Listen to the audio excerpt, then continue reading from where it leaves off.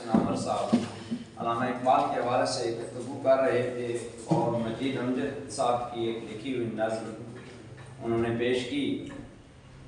سر بات کر رہے تھے کہ سرگودا یونیورسٹی نے اپنے ADA کے نصاب میں ہمارا جو فورم ہے سرگودا کی ادبی تنظیمیں اسے شامل کیا۔ اس پر مجلس عاملہ، ہم سخن اور اہل بیرا مبارکباد کے مستحق ہیں کہ ایک تنظیم جو بیرا کے اندر چل رہی ہے اسے بطور نصاب میں شامل کر دیا گیا ہے۔ علامہ اقبال کے حوالے سے سر گفتگو کر رہے تھے۔ علامہ اقبال ایک بڑی شخصیت ہیں اور بڑی شخصیت پر بڑے بڑے اعتراضات بھی ہوتے رہتے ہیں۔ علامہ اقبال کے حوالے سے علامہ کی جو سوانح ہے اس میں بھی طرح طرح کی ابہامات اور طرح طرح کی چیزیں موجود ہیں۔ اب دو چیزیں ہیں کتابوں کے اندر آپ نے پڑھا ہوا ہوگا اور اکثر بڑی بڑی کتابوں کے اندر موجود ہے کہ علامہ اقبال نے انٹر کا امتحان مرے کالج سیالکوٹ سے پاس کی۔ آپ کو بڑی بڑی کتابوں کے اندر ملے گا، حالانکہ علامہ اقبال نے FA کا امتحان مرے کالج سیالکوٹ سے پاس نہیں کیا۔ مرے کالج اس وقت موجود ہی نہیں تھا۔ علامہ اقبال نے جب FA کیا ہے تو اس وقت مرے کالج کا وجود ہی نہیں تھا۔ اسکاچ مشن ہائی اسکول کو ہائی سیکنڈری اسکول کا درجہ دے دیا گیا تھا اور علامہ اقبال نے scotch mission high secondary school سے FA کیا ہے اور وہاں اب government Christian high school Sialkot موجود ہے، اسی بلڈنگ کے اندر، اسی جگہ کے۔ بعد میں مرے کالج جو ہے وہ بنا، اس کی بلڈنگ بعد میں بنی۔ ایک مرے جنرل تھے، انہوں نے اس کے لیے عطیہ دیا اس دور میں اور ان کے نام پہ اس کا کالج کا نام رکھا گیا۔ تو وہ علامہ اقبال کے FA کرنے کے بعد، تو اسی طرح علامہ اقبال کے جنازوں کے بارے میں بھی ابہامات موجود ہیں کتابوں کے اندر کہ علامہ کے 2 جنازے ہوئے۔ علامہ اقبال کا ایک ہی جنازہ ہوا، علامہ اقبال کے کوئی 2 جنازے نہیں ہوئے۔ کتابوں میں لیکن موجود ہے، لیکن ان محققین نے یہ نہیں لکھا کہ دوسرا جنازہ کس نے پڑھا۔ سنی سنائی پہ ہمارے، جس طرح ریاض صاحب کہہ رہے تھے کہ ہم اوریجنل متن کو پڑھتے نہیں ہیں، اس متن پر کسی کی لکھی ہوئی تنقید کو پڑھ کے ہم اپنا ایک جو ہے وہ پیمانہ بنا لیں۔ علامہ اقبال کو لوگوں نے نہیں پڑھا، علامہ اقبال پہ لکھی ہوئی کتابیں پڑھ کے لوگوں نے ایک ذہن بنا لیا، کیونکہ ہمارا جو ہے رویہ وہ پاکستانی کچھ اسی طرح کا ہے کہ سنی سنائی کے مسلک کا پیروکار ہے تو، سنی سنائی کے مسلک کا پیروکار ہے تو، تیرے وجود میں پھیلا ہے زہر باتوں کا۔ تو ہم باتیں سن لیتے ہیں۔ علامہ اقبال کا جنازہ سول لائن کالج لاہور کی گراؤنڈ میں موجود تھا، صف بندی کر لی گئی، لیکن اس دور میں اس طرح کا سوشل میڈیا کا دور نہیں تھا۔ علامہ اقبال کی جو ہے وہ قبر کے لیے برطانوی حکومت سے اس وقت دلی کے اندر دفتر تھا، وہاں لیٹر جو ہے وہ بھیجا ہوا تھا کہ اجازت مل جائے بادشاہی مسجد کے قریب کہ وہاں دفن کیا جائے، لیکن ابھی تک لیٹر نہیں آیا۔ وہاں سبھی صف بندی کر لی گئی سول لائن کالج کے گراؤنڈ کے اندر جنازے کے لیے۔ تو کہیں سے خبر آ گئی کہ اجازت نامہ جو ہے وہ مل چکا ہے، لہٰذا علامہ اقبال کو دفن بادشاہی مسجد لاہور کے پاس کیے جائے۔ اب وہاں صف بندی ہو چکی ہے، لیکن وہاں سے جنازہ اٹھا لیا گیا، جنازہ وہاں نہیں پڑھایا گیا اور وہاں غیر مسلم لوگ موجود تھے۔ سول لائن کالج کے برآمدے کے اندر کوئی جنازے میں شامل نہیں تھے، ساتھ تھے۔ انہوں نے کہا کہ جن لوگوں کو علامہ اقبال کو دفنانے کے حرمت نہیں ہے وہ علامہ اقبال کو کیا پہچانے۔ مطلب جنازہ بالکل تیار تھا، صف بندی کر لی گئی تھی، لیکن وہاں نہیں پڑھایا گیا۔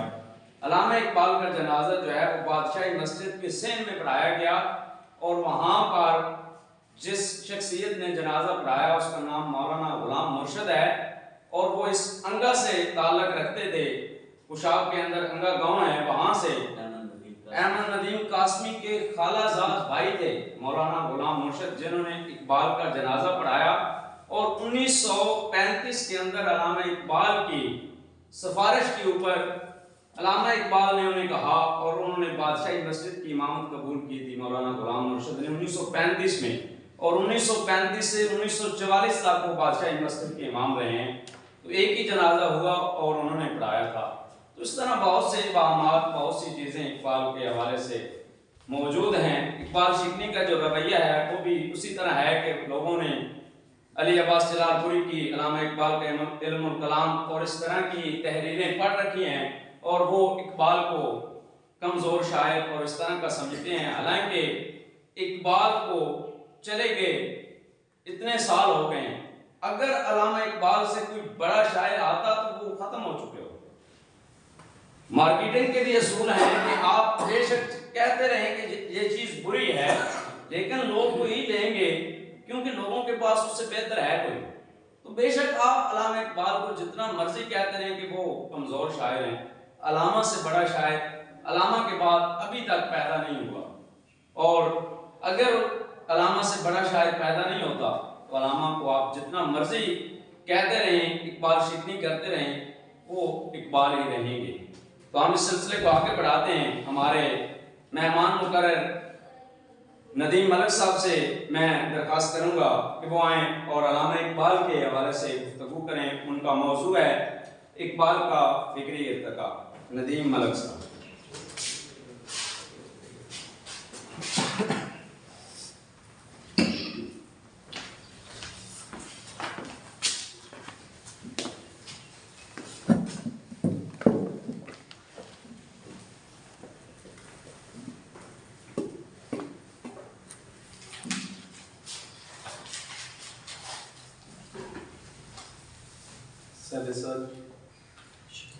جملہ سامعین، میں شکر گزار ہوں آپ کا کہ آپ نے اقبال ڈے کے حوالے سے مجھے دعوت دی اور اپنے خیالات کے اظہار کا موقع دیا.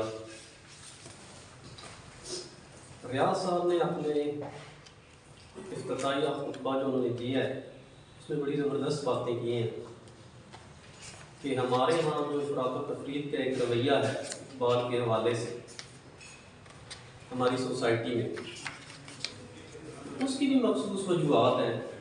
کیونکہ ریاستیں جب ایک شاعر کو نیشنلائز کر لیتی ہیں، اس کی فکر پہ قبضہ جما لیتی ہیں، تو ریاستوں کے اپنے مخصوص مفادات ہوتے ہیں جس کے تحت وہ اس شاعر کے یا مفکر کے مخصوص خیالات ہی سامنے لے کے آتی ہیں جو ریاست کے اپنے مخصوص مفادات کی ترجمانی کرتے ہیں.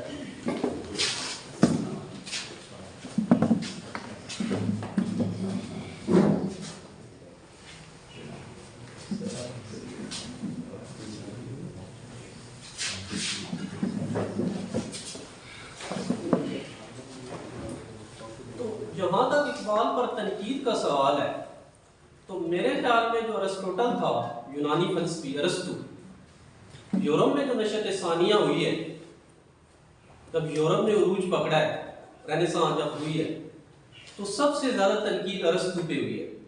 اب تقریباً جو نیچرل سائنسز ہے اس میں ارسطو کے تقریباً 90% نظریات غلط ثابت ہو چکے ہیں، لیکن ارسطو کی نسبت اب بھی برقرار ہے.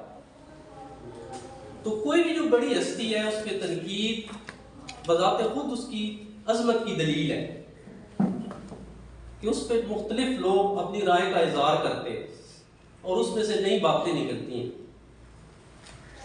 میں اپنے موضوع کی طرف آتا ہوں. اقبال کا فکری ارتقاء. اقبال کیا تھے، کیا نہیں تھے، اس پہ بہت کچھ لکھا جا چکا ہے. ہر اسکول آف تھاٹ کی اپنی رائے ہے. کوئی انہیں ایک عظیم شاعر سمجھتے تھے، کئی انہیں جو ہے ایک بڑا مفکر سمجھتے تھے. لیکن یہ ہے کہ اقبال میں ہم دیکھتے ہیں کہ تضادات بھی بہت تھے ان کی جو فکر میں یا شاعری میں، جو آج تک جو ہے نزاع کا باعث ہیں.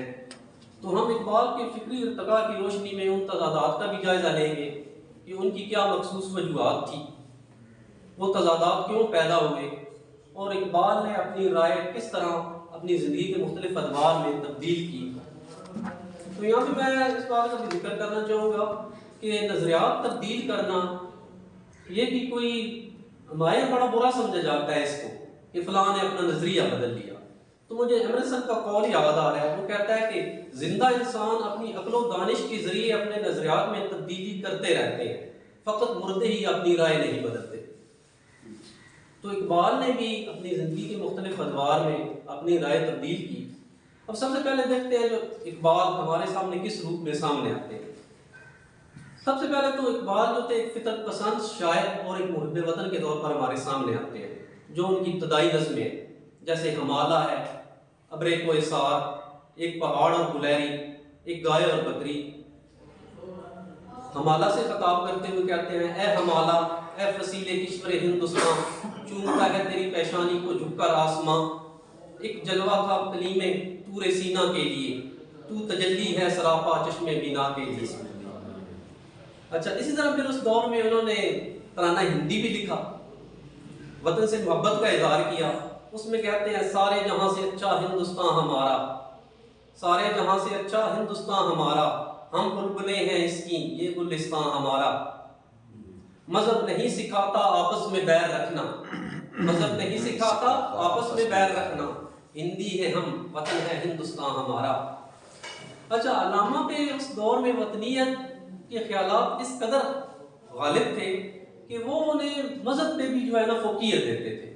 ان کی ایک نظم ہے نیا شہوالہ، وہ میں آپ کے سامنے پیش کرتا ہوں تاکہ اس دور کے اقبال کے جو خیالات ہیں وہ میرے سامنے آ سکیں، اس دور میں وہ کیا سوچ رہے تھے۔ براہمن کو خطاب کرتے ہوئے کہتے ہیں، سچ کہہ دوں اے براہمن اگر تو برا نہ مانے، سچ کہہ دوں اے براہمن اگر تو برا نہ مانے، تیرے صنم قداؤں کے بت ہو گئے پرانے، تیرے صنم قداؤں کے بت ہو گئے پرانے، اپنوں سے بیر رکھنا تو نے بتوں سے سیکھا، اپنوں سے بیر رکھنا تو نے بتوں سے سیکھا، جنگ و جدل سکھایا باعث کو بھی خدا نے، جنگ و جدل سکھایا باعث کو بھی خدا نے، تنگ آ کے میں نے آخر دیر و حرم کو چھوڑا، تنگ آ کے میں نے آخر دیر و حرم کو چھوڑا، واعظ کا واز چھوڑا چھوڑے تیرے فسانے، پتھر کی مورت میں سمجھا ہے تو خدا ہے، پتھر کی مورت میں سمجھا ہے تو خدا ہے، خاک وطن کا مجھ کو ہر ذرہ دیوتا ہے، غیریت کے پردے ایک بار پھر اٹھا دیں، بچھڑوں کو پھر ملا دیں، نقش دوئی مٹا دیں، سونی پڑی ہوئی ہے دل، سونی پڑی ہوئی ہے مقدس سے دل کی بستی، سونی پڑی ہوئی ہے مقدس سے دل کی بستی، آ ایک نیا شہوالہ اس دیس میں بنا دے، دنیا کے تیرتوں سے اونچا ہو اپنا تیرت، دامن آسمان سے اس کا کلس ملا دے۔ اچھا، چنانچہ ہم دیکھتے ہیں کہ اس دور میں اقبال پہ جو ہے ایک وطنیت کا جذبہ غالب تھا، اپنے وطن سے محبت کا، اور ایک فطرت پسند شاعر تھے۔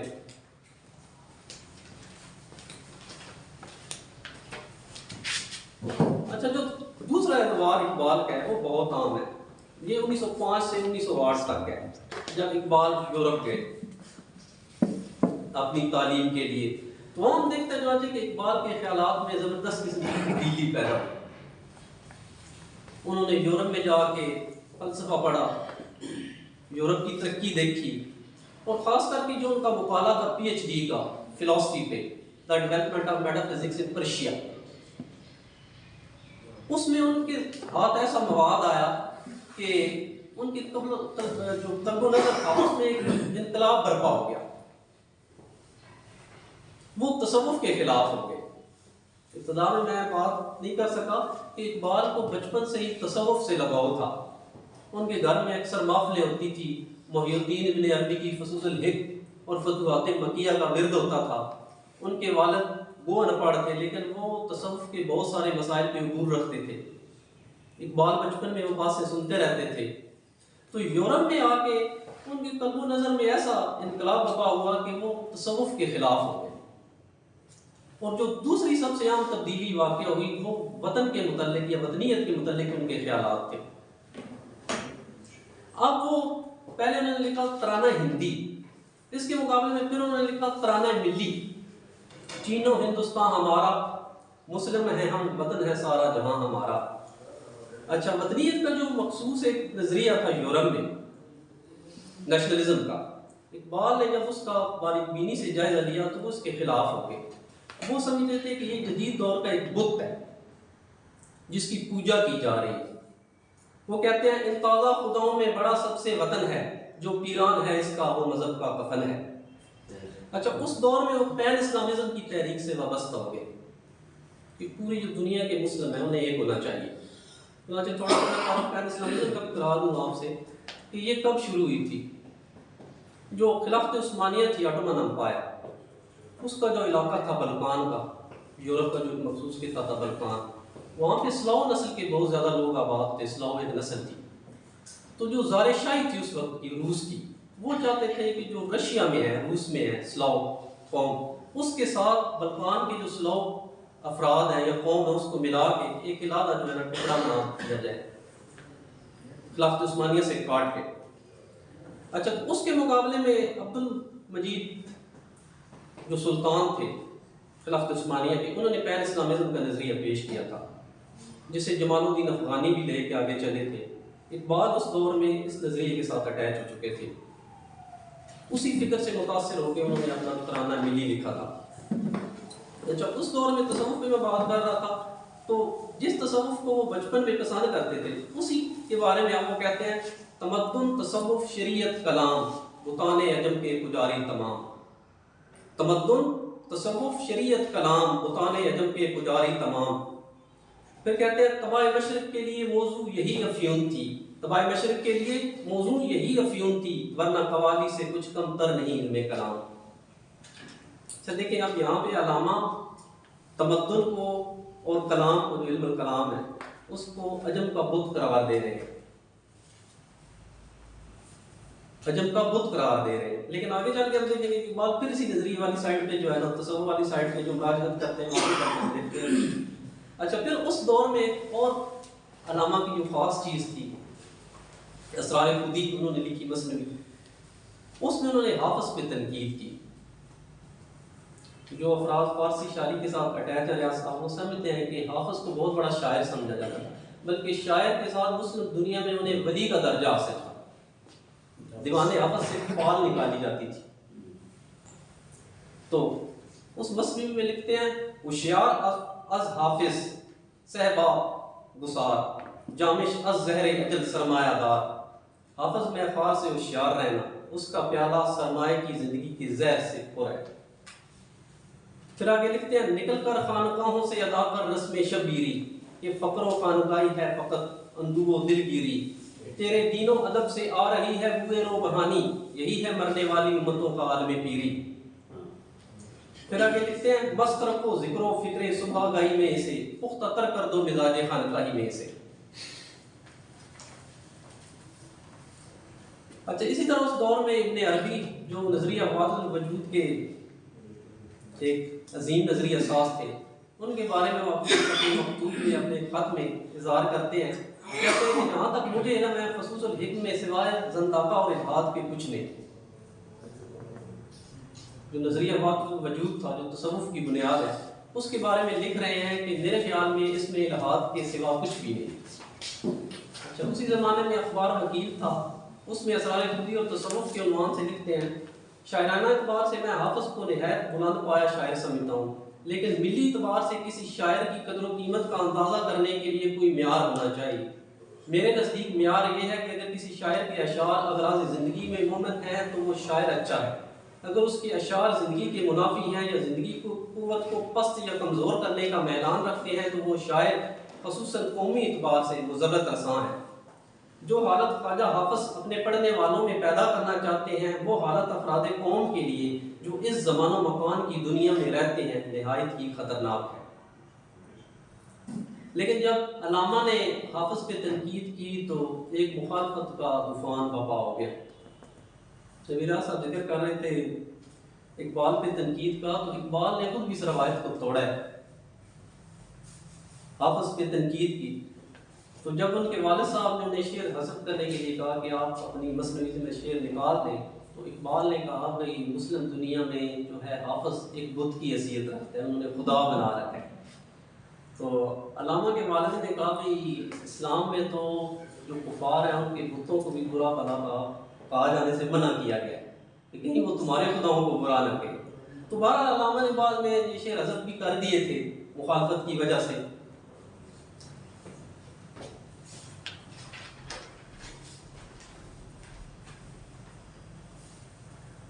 اچھا، میں ذکر کر رہا تھا اقبال نے اس دور میں نظریہ وحدت الوجود کی مخالفت کی تھی. تو تھوڑا سا یہاں پہ میرا خیال ہے دوستوں کو نظریہ وحدت الوجود پہ بھی تعارف کرا دیا جائے۔ وحدت الوجود کا اساسی تصور یہ ہے کہ کائنات میں ایک ہی اصل اصول کار فرما ہے۔ کثرت جو ہمیں بازار دکھائی دیتی ہے ہماری نظر کا فریب ہے، وجود حقیقی ایک ہے، اس کے سوا جو کچھ بھی ہے اس کا وجود اعتباری ہے۔ فلسفے میں یہ نظریہ سب سے پہلے یونان کے ایک فلسفی پارمینائدس نے پیش کیا، اس کے بعد زینو اور پلوٹینس نے اس کا احیا کیا، ہندوؤں میں شنکراچاریہ نے اس کا پرچار کیا۔ یعنی کہ وہ کہتے تھے خدا جو ہے وہ بھی ایک خدائی تجلی ہے۔ محی الدین ابن عربی اس کے مشہور شاعر ہیں، انہوں نے وحدت الوجود کے اسباب میں یہ دلیل دی کہ صفات ذات کی عین ہے، کائنات صفات کی تجلی ہے، لہذا کائنات بھی عین ذات ہے۔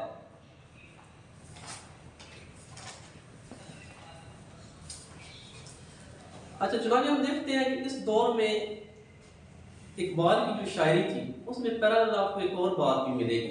وہ تصوف کی مخالفت کر رہے تھے نظریاتی بنیاد پہ، لیکن ان کے دل و دماغ میں عقل اور عشق کو لے کے یا عقل اور وجدان کو لے کے کشمکش جاری تھی۔ تو اس دور کے کچھ اشعار میں آپ کی خدمت میں پیش کرتا ہوں۔ لکھتے ہیں، عقل نے ایک دن یہ دل سے کہا، بھولے بھٹکے کی رہنما ہوں میں۔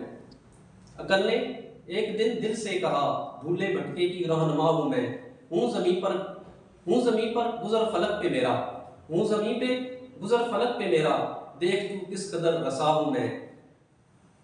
دل نے سن کر کہا یہ سچ ہے، پر مجھے بھی تو دیکھ کیا ہوں میں، راز ہستی کو تو سمجھتی ہے اور آنکھوں سے دیکھتا ہوں میں، راز ہستی کو تو سمجھتی ہے اور آنکھوں سے دیکھتا ہوں میں۔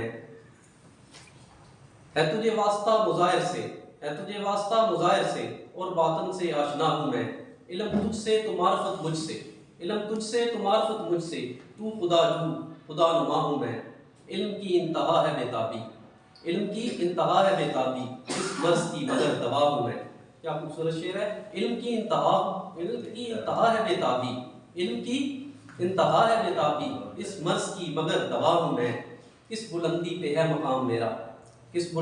ہے مقام میرا، عرش رب جلیل کا ہوں میں۔ اچھا اسی دور میں علامہ لکھتے ہیں، اسی کشمکش میں گزری ہیں زندگی کی راتیں، اسی کشمکش میں گزری میری زندگی کی راتیں، کبھی سوز و ساز رومی، کبھی پیچ و تاب رازی۔ یہ شعر ذہن نشین رکھیے گا، آگے چل کے ہم دیکھیں گے کہ اقبال اپنی آخری عمر میں جب انہوں نے زبور عجم لکھی تو وہ رازی اور رومی پہ اپنے خیالات کا اظہار کس طرح کرتے ہیں۔ مقام عقل سے آسان گزر گیا اقبال، مقام شوق میں کھو گیا وہ فرزانہ۔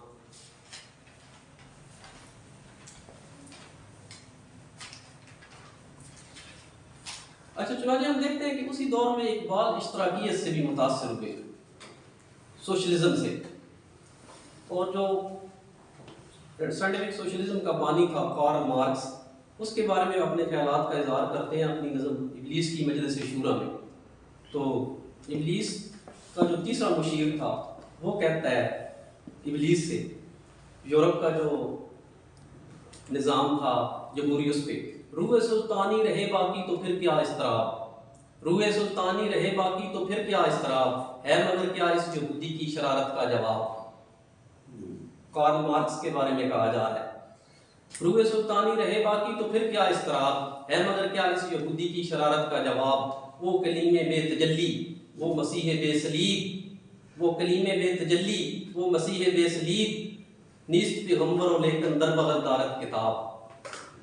میرا خیال ہے علامہ نے جتنی تعریف یہاں پہ مارکس کی ہے کوئی بڑا سے بڑا مارکسسٹ بھی نہیں کر سکا، کہ کہہ رہے ہیں کہ وہ پیغمبر نہیں ہے لیکن اس نے بغل میں کتاب دبائی ہوئی ہے۔ داس کیپٹل کی طرف اشارہ ہے، جو مشہور کتاب تھی مارکس کی داس کیپٹل، اس کی طرف اشارہ کر رہے ہیں۔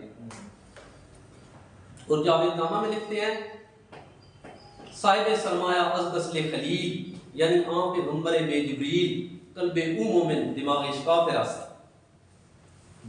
جاوید نامہ میں جب رومی کی ماہیت میں وہ فلک کی سیر کرتے ہیں، فلک قمر سے فلک عطارد پہ جاتے ہیں، تو وہاں ان کی ملاقات جمال الدین افغانی سے ہوتی ہے، تو وہ انہیں مارکس کے ساتھ جو ہے ملواتے ہیں اور تعارف کرواتے ہیں۔ تو وہاں پہ لکھ رہے ہیں صاحب سرمایہ از نسل خلیل یعنی آپ پیغمبر بے جبریل قلب او مومن دماغ کافر است، یعنی اس کا قلب تو مومن تھا، غریبوں کے لیے پڑھتا تھا، سوچتا تھا کہ غریب کیوں مسائل میں مبتلا ہیں، لیکن جو حل اس نے پیش کیا اس کے لیے اس کی بنیاد فلسفہ مادیت پہ ہے۔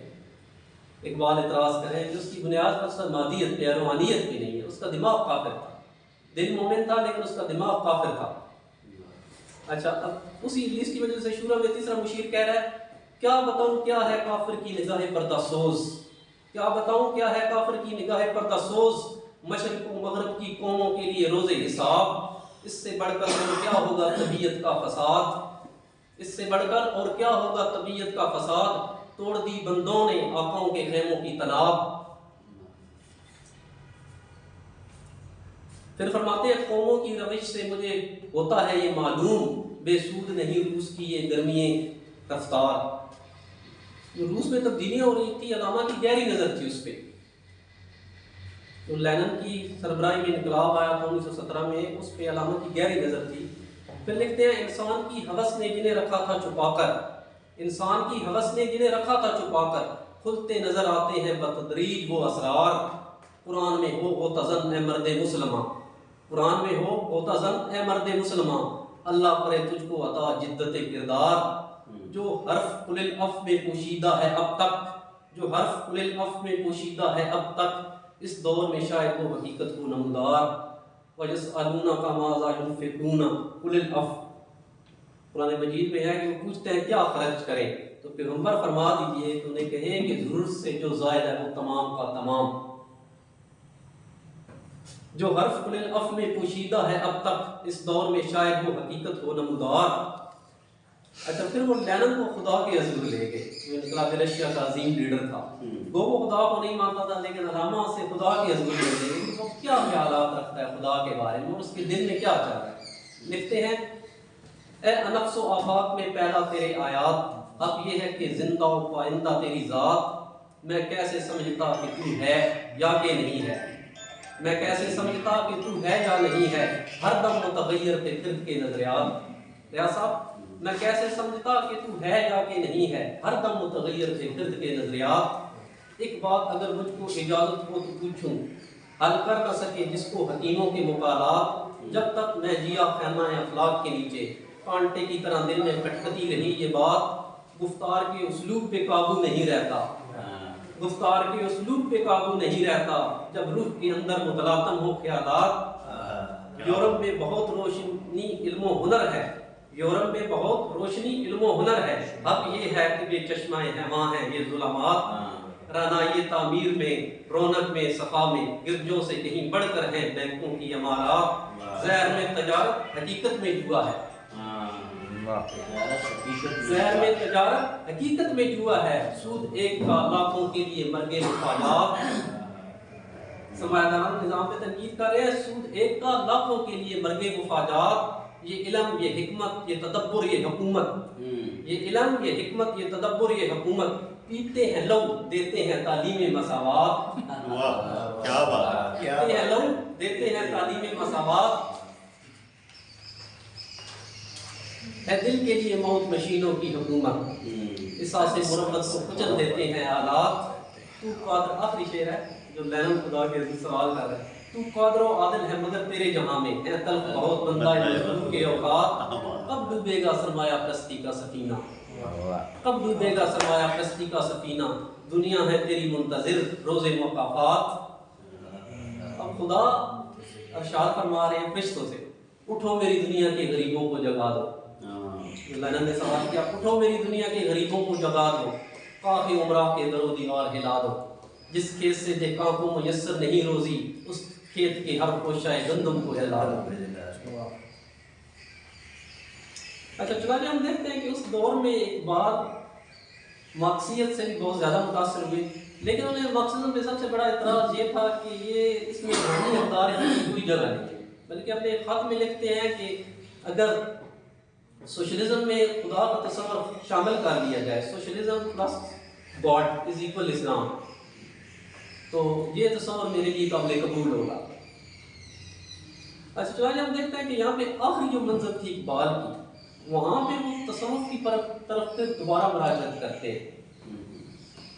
ایک دور میں انہوں نے کہا تمدن، تصوف، شریعت، کلام، مطالعے عجم کے پجاری تمام، لیکن اب ہم دیکھتے ہیں کہ جس تصوف کے خلاف انہوں نے آواز بلند کی تھی اور حافظ کی تنقید کی تھی، اب جاوید نامہ میں آ کے اسی مولانا روم کو وہ اپنا مرشد بناتے ہیں،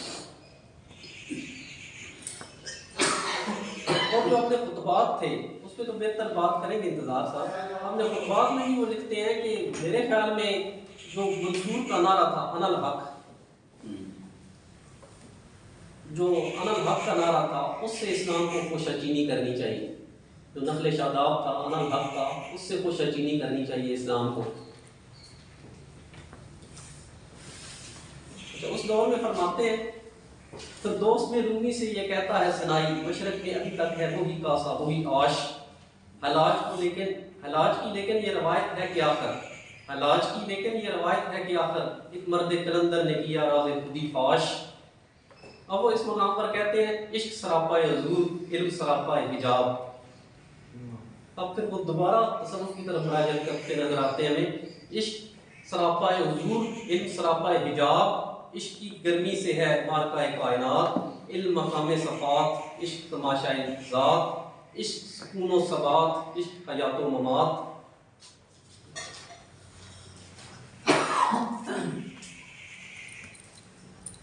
علم ہے پیدا سوال، عشق ہے پنہائے جواب، عشق کے ہیں معجزات، سلطنت و فقر و دین، عشق کے ادنا غلام صاحب تاج و نگین، عشق مکان و مکین، عشق زمان و زمین، عشق پہ بجلی حلال، عشق پہ حاصل حرام، علم ہے ابن الکتاب، عشق ہے ام الکتاب۔ اب ذرا علامہ کی ابتدائی زندگی کا وہ شعر آپ ذہن میں لائیے، اسی کش مکش میں گزری میری زندگی کی راتیں، کبھی سوز و ساز رومی، کبھی پیچ و تاب راضی۔ لیکن اب یہاں پہ وہ لکھتے ہیں، اب اس منزل پہ آگے اقبال کیا کہتے ہیں، نئے مہر باقی، نئے مہرہ باقی، نئے مہرہ بازی، جیتا ہے رومی، ہارا ہے راضی۔ نئے مہرہ باقی، نئے مہرہ بازی، جیتا ہے رومی، ہارا ہے راضی۔ جہاں پہ وہ آگے کہہ رہے ہیں کہ رومی فتح یاب ہو گیا اور فخر الدین رازی جن کا ایک فلسفے میں مقام تھا وہ مات کھا گیا۔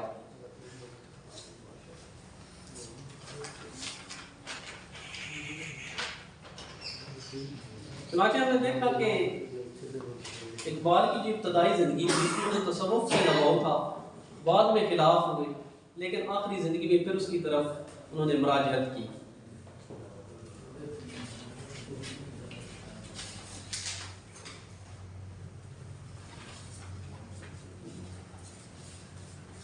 اچھا، میں صاحب صدر کی اجازت سے کچھ خیالات میں نے پیش کیے ہیں، اس میں تھوڑا سا استدراک ہے، وہ میں اپنا پیش کرنا چاہوں گا آپ کی اجازت سے۔ اس کا عنوان میں نے رکھا ہے، دو چار باتیں کروں گا، زیادہ آپ کا وقت نہیں لوں گا، کافی لمبا ہو گیا میرا خیال ہے جو ہے مکالمہ۔ دنیا اسلام میں خرد افروزی کی ضرورت۔ عقل اور عشق کی جو بات کی ہے اقبال نے، میرے خیال میں ان کی جو قوم ہے اس میں دونوں کا توازن ضروری ہے، عقل اور عشق کا، عقل اور وجدان کا۔ اگر صرف عقل پہ مدار ہے کسی تہذیب کا تو وہ بھی روکھی سوکھی رہتی ہے، اس میں ایک جو شاعرانہ مزاج ہے، یہ زندگی کے بارے میں خوبصورتی ہے، وہ پیدا نہیں ہو سکتی۔ تو ایک توازن ضروری ہے عقل اور عشق کا یا عقل اور وجدان کا۔ لیکن یہاں پہ ایک بات بڑی عام ہے، جو قوم پہلے ہی عقل و فطرت کی دشمن، عقل کے پیچھے لٹ لے کے پڑی ہوئی، اسے تعلیم دینا صرف عشق کی یا وجدان کی، میرے خیال میں اس کے لیے وہ زہر سے کم نہیں ہے۔ تو مسلمانوں میں بھی جو عقل و فطرت کی روایت ہے وہ بڑی مضبوط ہے۔ اب اگر آپ اسلامی ہسٹری کا مطالعہ کریں تو معتزلہ اور اخوان الصفا کی شکل میں ہمیں وہ تحریک ملتی ہے، لیکن بعد میں وہ تنگ نظر فقہاء اور ملائیت کا شکار ہو گئی، لیکن اسلام میں اس کی جڑیں ملتی ہیں۔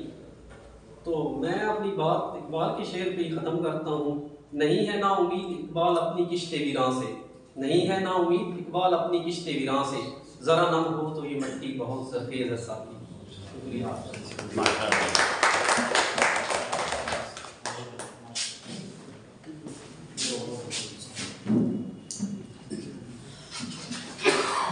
ماشاء اللہ ندیم ملک صاحب، علامہ اقبال اعمال کے فکری ارتقاء پہ گفتگو کر رہے تھے۔ اسی دوران سینئر ہیڈ ماسٹر جناب اکرام اللہ سلیمی صاحب ہمارے فورم کا حصہ بنے، میں دل کی اتھا گہرائیوں سے خوش آمدید کہتا ہوں۔ اسی کے ساتھ میاں نعیم الدین صاحب تشریف لائے، میں ان کا بھی دل کی اتھا گہرائیوں سے خیر مقدم کرتا ہوں۔ ندیم ملک صاحب نے علامہ اقبال کے فکری ارتقاء پہ گفتگو کی۔ علامہ اقبال صاحب جو ہے ان کے استاد پروفیسر آرنٹ کی دو باتیں اقبال کے حوالے سے جو انہوں نے کی، وہ کر کے اگلے مقرر کو میں دعوت دوں گا۔ علامہ اقبال کے استاد جو ہیں وہ علامہ اقبال صاحب کے بارے میں کیا رائے رکھتے ہیں۔ پروفیسر آرنٹ صاحب کہتے ہیں کہ اقبال جیسا شاگرد استاد کو محقق اور محقق کو محقق تر بنا دیتا ہے۔ یہ علامہ اقبال کے استاد صاحب کہہ رہے ہیں، پروفیسر آرنٹ صاحب۔ اسی طرح ایک اور جگہ وہ لکھتے ہیں کہ ایسا شاگرد استاد کا معیار فکر بلند کرتا ہے۔ علامہ اقبال کے بارے میں کہہ رہے ہیں کہ ایسا شاگرد استاد کا معیار فکر بلند کرتا ہے۔ اور ایک اور جگہ وہ لکھتے ہیں علامہ اقبال صاحب کے بارے میں کہ ایسے طالب علم کو پڑھانے سے علم میں اضافہ ہوتا ہے۔ کیا بات! تو ایسے طالب علم کو پڑھانے میں علم میں اضافہ ہوتا ہے۔ علامہ اقبال کے استاد علامہ اقبال کی جو ہے وہ تعریف میں یہ جملے کہہ رہے ہیں، تو اس سے بڑی کوئی بات نہیں ہوتی کہ ایک استاد اپنے شاگرد کے بارے میں اس طرح کے جملے کہہ رہا ہے۔ تو اب میں اپنے اگلے مقرر کو دعوت دوں گا، میں ان سے ریکویسٹ کروں گا انتظار احمد اسد صاحب سے کہ وہ آئیں اور علامہ اقبال کے انگریزی خطبات کا تنقیدی جائزہ پیش کریں۔ جناب انتظار احمد اسد صاحب۔